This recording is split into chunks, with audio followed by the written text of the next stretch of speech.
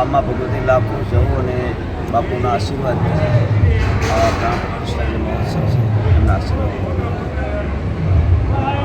બીજું જે અમારા ઋષિ ભુવાજી છે એમની રાત દિવસની અથાગ મહેનત, એમનું એક સ્વપ્ન હતું એમાં લાકડી છે એમાં જવું અને રઘુનાથપીર બાપુની પ્રાણ પ્રતિષ્ઠા એટલી બધી ભવ્ય થાય ને એ આખા ગુજરાત નહીં ભારતભરના સંતો મહંતો આવે, સામાજિક રાજકીય આગેવાનો આવે, આમ ધાર્મિક જે આખું સંત સંમેલન થાય એવી એમની પોતાની મનની ઈચ્છા હતી. અને એ ઈચ્છા આજે માતાજીમાં ભગવતીએ આ પ્રાણ પ્રતિષ્ઠાનો મારો પ્રથમ દિવસ છે.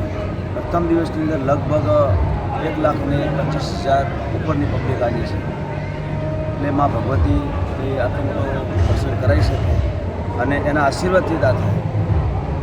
આની અંદર લગભગ અમે સ્વયંસેવકો 5,000 સ્વયંસેવકો જોડાયેલા છે અને ટોટલી ગુજરાતભરના જે સેવકો છે ને એ લગભગ 2 મહિનાથી અહીંયા કામે લાગેલા છે.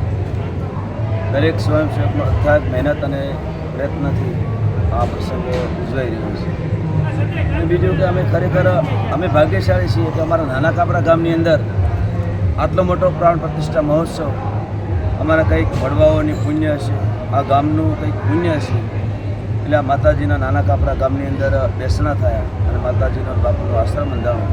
લગભગ આ આશ્રમ 7 જ વર્ષ થયા છે અને 7 વર્ષની અંદર જે પ્રગતિ કરી છે એ લગભગ 900,000 વર્ષની જે સંસ્થાઓ ન કરી શકે એટલી પ્રગતિ થઈ છે, પણ બાપુની આશીર્વાદથી થઈ છે. એટલે અમે બધા ભાગ્યશાળી છીએ, તમામ સેવક પરિવાર પણ ભાગ્યશાળી છીએ. બીજું કે જે યજ્ઞશાળા છે એ 1,008 કોટીનો યજ્ઞ છે. સંત નિવાસ અહીંયા બનાવેલો છે, સંતોને જમણવાર પણ વીઆઈપી છે. પછી જે મહાત્માઓ આવવાના છે રમતારા, એમના માટે પણ અલગ અલગ પ્રકારની વ્યવસ્થા છે. અત્યારે પાર્કિંગ સાથે ગણવા જઈએ તો લગભગ 200 વીઘાની અંદર આ કાર્યક્રમ થઈ ગયો છે અને ભારતભરના અહીંયા સંતો વધારવાના છે. એટલે સંતોના જે પ્રયાગરાજમાં જે મહાકુંભ યોજાય એવો મહાકુંભ ગુજરાતમાં સૌ પ્રથમ યોજાતો છે. હા, અમે લગભગ બધા જ જે પ્રયાગરાજની અંદર જે મહાકુંભ થયો અમે અત્યારે આ કાર્યક્રમ મિની કુંભ ગણીએ છીએ. અમારા જે કૈલાસાનંદજી ગિરી વધારવાના છે એમને તો જે દિવસે અમે પત્રિકા આપવા ગયા ને એ દિવસે જ અમને એવું કીધું હતું કે લગભગ મને કુંભ જેવું વાતાવરણ લાગે છે અને એ તારે ફલીભૂત થઈ રહ્યું છે.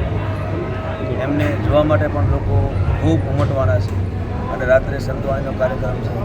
એમને એવું લાગે છે કે લગભગ 2 લાખ રાખીએ છીએ અને તમામને અમે ભોજન પ્રસાદ લેવાના પ્રયત્નો કરીએ છીએ. અને અમારી એક ખાસિયત છે કે આશ્રમની અંદર જે લોકોને આવવાનું હોય ને એ લોકો પ્રેમથી કે ના આપણે પ્રસાદ આશ્રમથી જ લઈએ છીએ.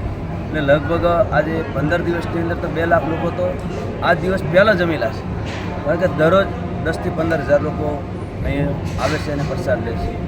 આટલો મોટો ભવ્ય કાર્યક્રમ છે એને માણવા અને જોવા દરેક પરિવાર અને 36 કુંભ અહીં અમે કોઈ ભેદભાવ કે નાત જાતનો અમારે કંઈ અહીંયા 36 કુંભના બાપુના સેવકો છે અને તમામ અહીંયા મદદ કરી.